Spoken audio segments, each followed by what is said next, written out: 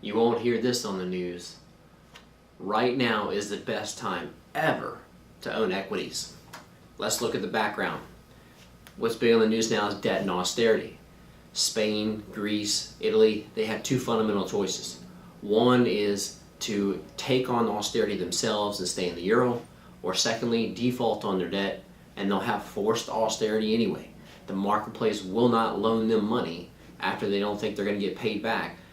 If they don't loan them money, that means they don't have the money for the deficit spending anyway. It'll be forced austerity. Second reason why we're seeing forced austerity right now is because we're in a global competitive marketplace.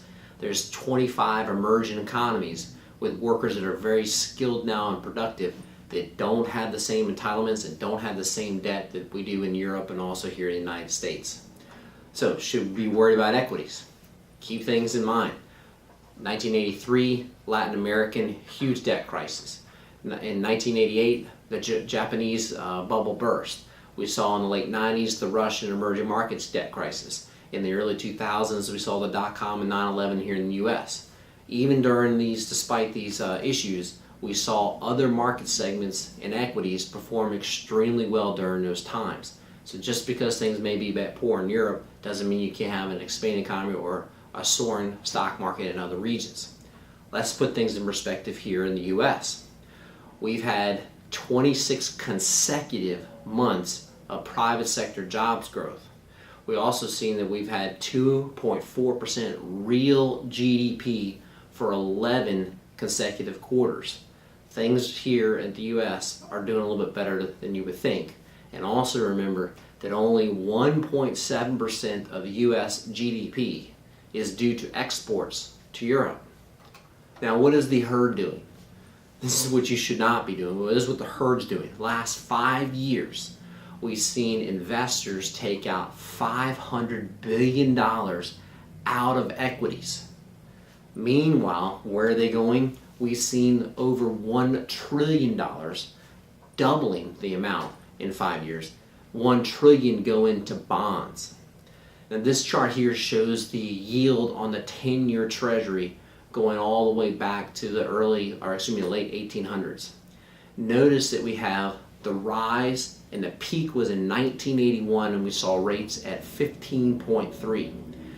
Since that, over the last 30 years, we've had declining rates till today. We're at 1.53.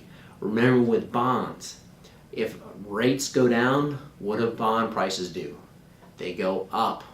So what do we see on the bond side? We see that we've had 30 years of rising prices. We've seen a yield of 1.53 that's never happened in the history of bonds. Meanwhile, on the equity side, we see that we have an earnings yield of 8.2. So let me stop there. If you compare 8.2 versus the 1.5 on the U.S. Treasury, that is a multiple of 5.5. What does that mean? Think about this for a minute. It means that if you invested $1 in the S&P 500, the 500 greatest companies in the U.S., they did not grow at all, didn't grow their earnings for 10 years, you still would get 5.5 times the return that you would for putting it in to a U.S. Treasury.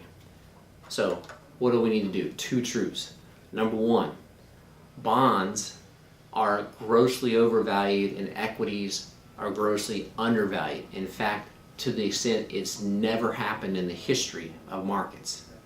Secondly, is you have to have some form of equities in your portfolio to sustain a 30-year retirement. Take these two truths, know them. You're not hearing it elsewhere, but these are fundamentals and they will pay off in the long run. Remember, your survival is on the line. Work with a fiduciary.